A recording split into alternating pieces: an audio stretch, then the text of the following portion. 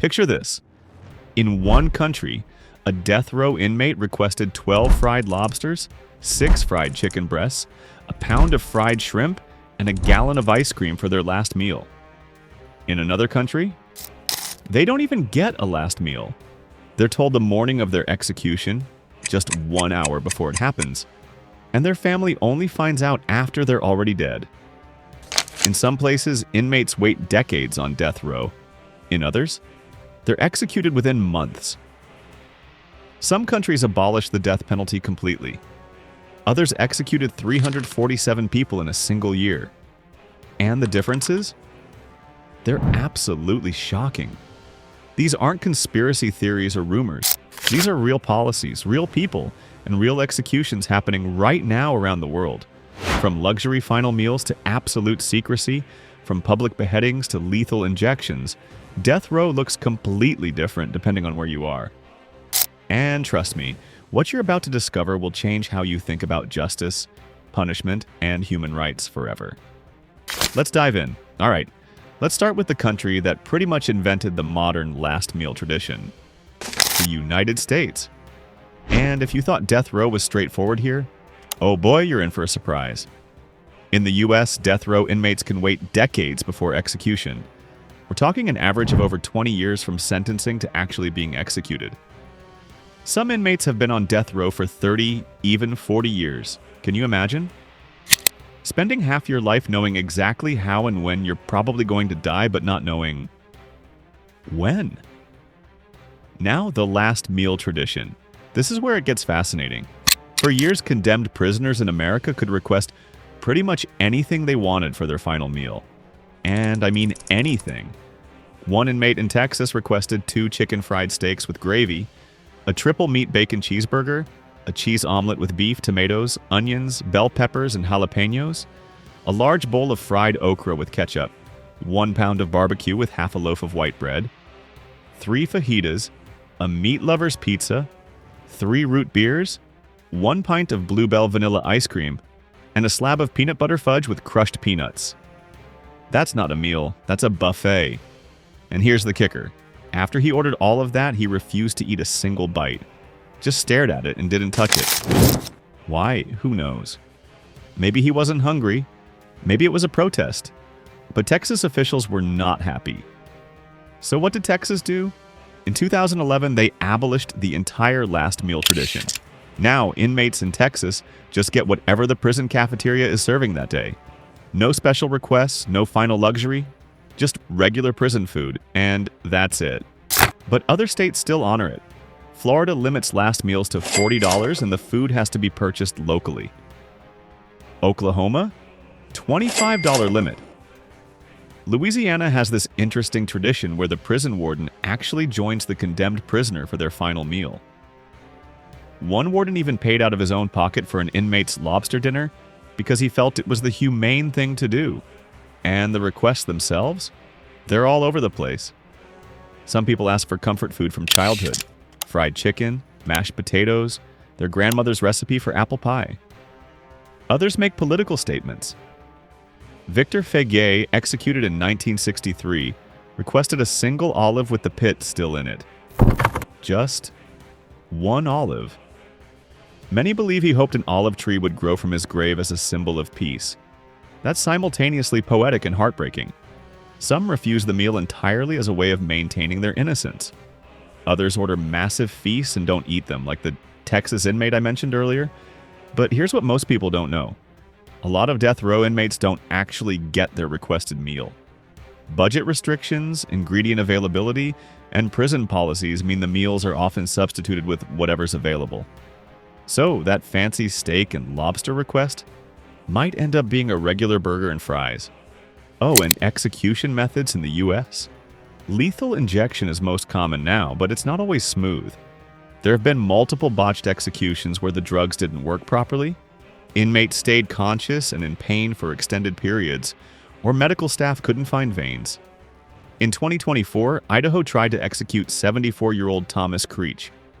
They poked him 8 times, trying to find a vein in his hands, feet, and legs. After an hour, they gave up and called it off. His lawyers argued a second attempt would be cruel and unusual punishment. So yeah, death row in America? Long waits, last meals with restrictions, and execution methods that don't always go as planned. Now let's talk about Japan. And I'm warning you right now, this is where things get dark. Japan has one of the most psychologically brutal death row systems in the world. And here's why. Inmates are told they're being executed just 1 hour before it happens. 1 hour. Imagine waking up on death row, same as every other day for the past 10, 15, maybe 20 years. You're in solitary confinement, same as always. You eat breakfast, you sit in your cell, and then suddenly a guard appears and says, "Today is the day." You get 1 hour to prepare yourself mentally, 1 hour to say goodbye, 1 hour to accept that your life is about to end. And your family? They don't find out until after you're already dead. In Japan, executions are carried out in complete secrecy. Families and lawyers aren't notified beforehand. The prisoner gets their 1 hour warning, and that's it. In 2025, Takahiro Shiraishi, known as the Twitter killer, was executed. His attorney told local news he was so stunned he could not even think of a response when he learned about the execution, because he found out after it had already happened. This system is designed, according to Japanese officials, to prevent suicides among death row inmates. The logic is, if they don't know when they'll be executed, they won't kill themselves first. But human rights groups call this psychological torture. Imagine living every single day not knowing if today is your last. Not next week, not next month. Today. Any morning could be your final morning, and there are no last meals in Japan. None. Zero. You get whatever the prison is serving. No special requests, no final comfort food, nothing. Death row inmates in Japan are kept in strict solitary confinement. They're monitored by 24-hour surveillance cameras. They can't talk to other prisoners. They get 2 exercise sessions per week outside their cells. They can only own 3 books. They have a radio but can't choose the station. Their cells are about 4 tatami mats, roughly 70 square feet. That's smaller than most people's bathrooms. And here's something truly heartbreaking. Hakamada Iwao spent 48 years on death row before being acquitted in 2024. 48 years living under the threat of execution. 48 years of waking up every single day not knowing if it's his last. The psychological damage was so severe that even after his release, he has difficulty communicating with others. His mind couldn't handle the decades of isolation and fear. The execution method? Hanging. But not just any hanging, it's done in a very specific, very secretive way. The execution chamber has a small Buddha statue and a cross for final prayers. The prisoner stands on a trapdoor about a meter square.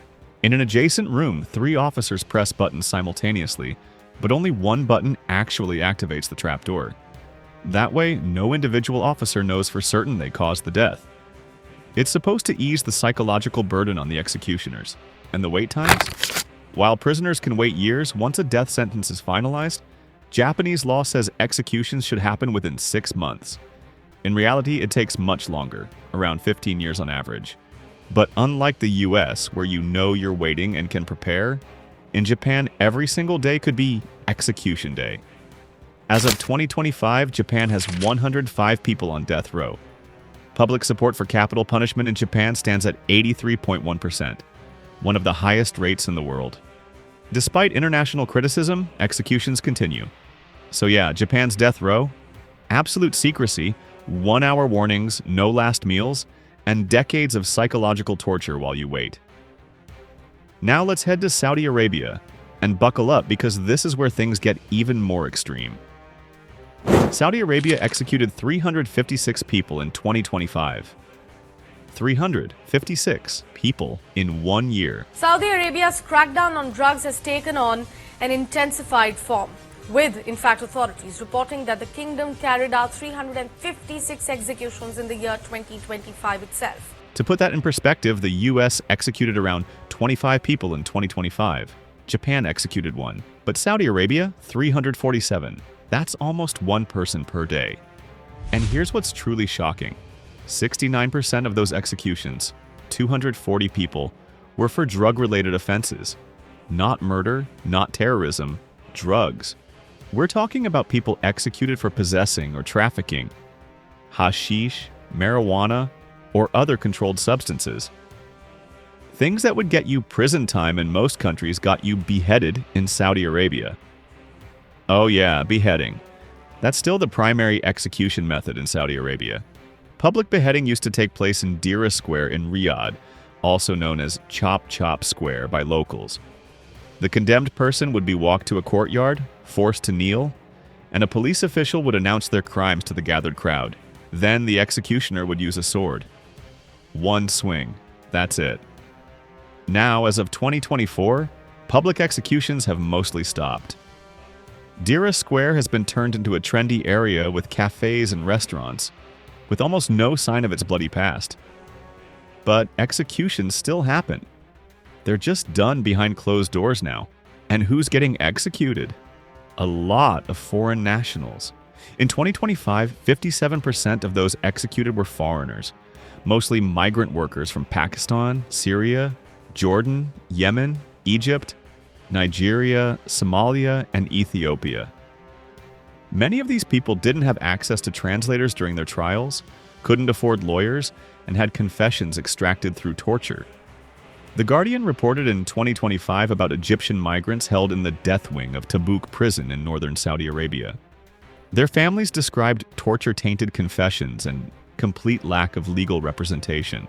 Some families only found out their loved one had been executed after the fact. They used to get a phone call beforehand, but now even that's gone.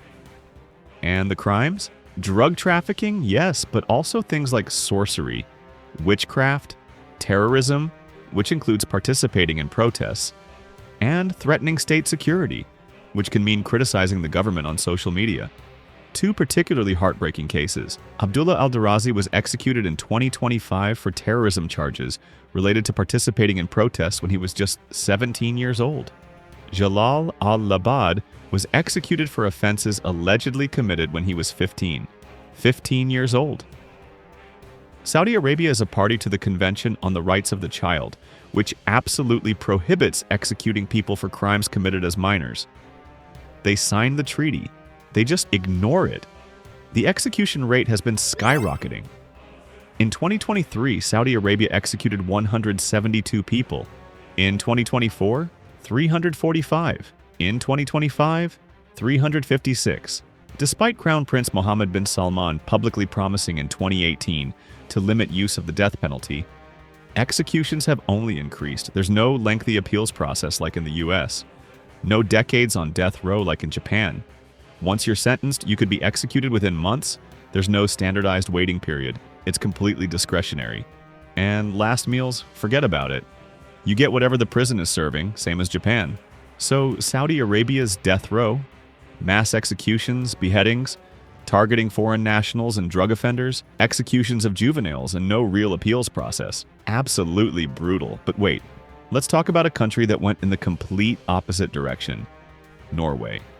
Because the contrast is absolutely mind-blowing. Norway abolished the death penalty entirely in 1979. They don't have death row. They don't have executions. They don't even have life sentences without the possibility of parole. The maximum sentence in Norway? 21 years. Yes, you read that right. Even if you commit the most horrific crime imaginable, the longest sentence you can initially receive is 21 years.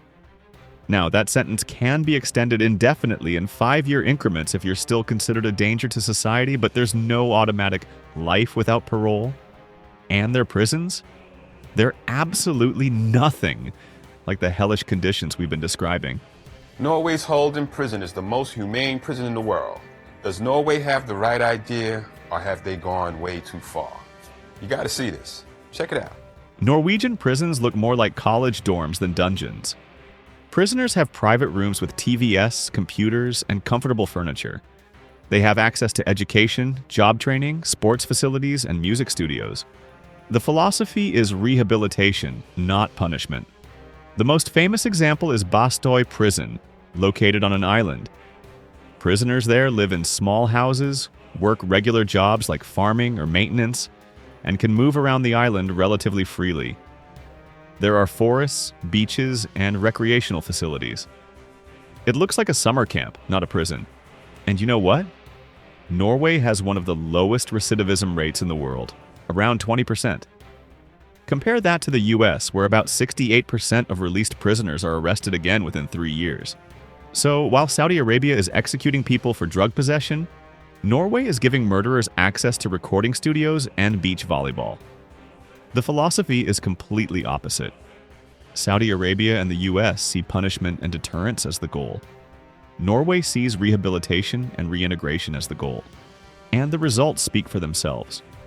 Now let's look at China, because this is where things get really secretive. China executes more people than any other country in the world. But we don't know the exact numbers because it's classified as a state secret. Human rights group Amnesty International says that the Chinese regime continues to execute more people than the rest of the world combined. In a new report, Amnesty estimates that China executes thousands of people every year. Seriously, the Chinese government considers execution statistics too sensitive to release. Estimates from human rights organizations suggest China executes thousands of people per year, more than all other countries combined. But we can't verify that because the government won't confirm it. What we do know, China has a mobile execution van. It's literally a bus that travels around the country conducting lethal injections. The idea is to make executions more humane and efficient than traditional firing squads. But human rights groups also believe it makes organ harvesting easier, which is a whole other nightmare. Speaking of organs, there have been widespread allegations that China harvests organs from executed prisoners and sells them for transplants. The government has repeatedly denied this, but evidence suggests it's been happening for decades.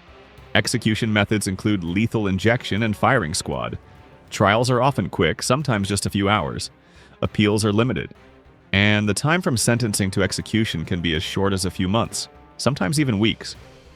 There's no last meal tradition, no lengthy time on death row, no transparency. Just quick trials, quick executions, and complete secrecy. Crimes punishable by death in China include murder, yes, but also drug trafficking, corruption, and even some economic crimes. Basically, if you steal enough money or get caught with enough drugs, you could be facing execution.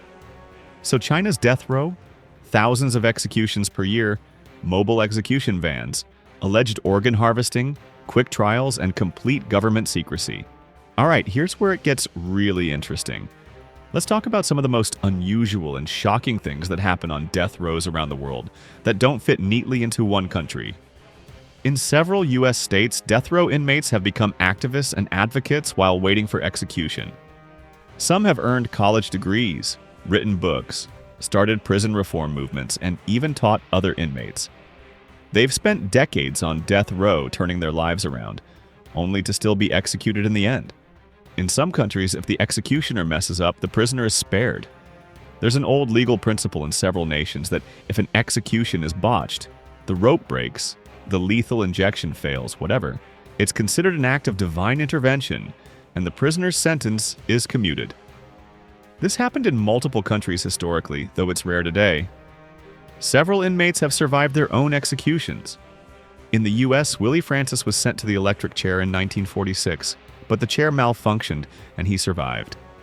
He appealed his sentence, arguing a second execution attempt would be cruel and unusual punishment.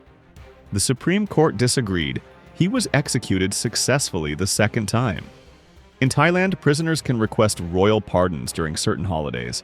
The king reviews thousands of petitions and occasionally grants clemency. It's basically a lottery where if you're lucky enough to get chosen, your death sentence gets reduced to life in prison. I myself and my staff are Buddhists. We don't want to take the lives of others.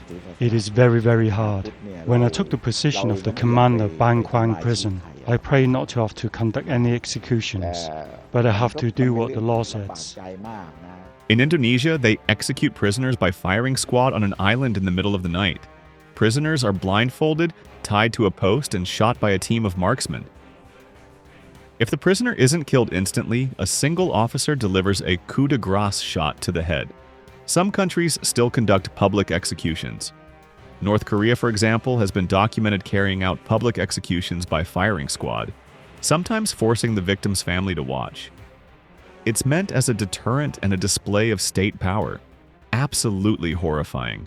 And here's something wild. In some US states, if you're found to have a serious mental illness or intellectual disability, After being sentenced to death, your execution can be postponed indefinitely or converted to life in prison. But the bar for proving this is very high, and many mentally ill prisoners are still executed. Some death row inmates have requested bizarre or symbolic last meals. One asked for dirt from a specific location. Another requested a Bible verse to be placed on their stomach. One famously requested justice, equality, and world peace, which obviously wasn't granted. So there you have it. From luxury last meals in some US states to nothing at all in Japan.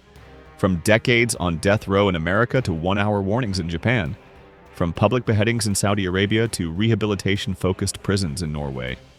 From complete secrecy in China to wrongful convictions like Hakamada Iwao's 48 years on death row before being proven innocent. The differences aren't just shocking, they reveal how wildly our world disagrees on justice, punishment, and human rights. And here's the kicker.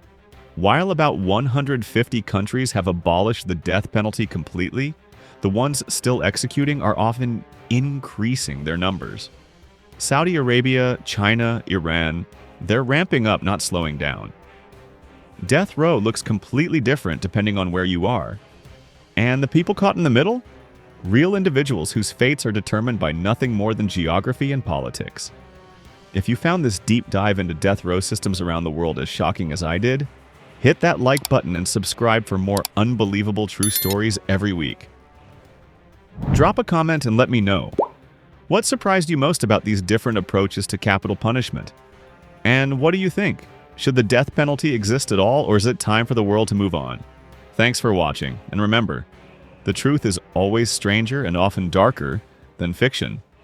See you in the next one.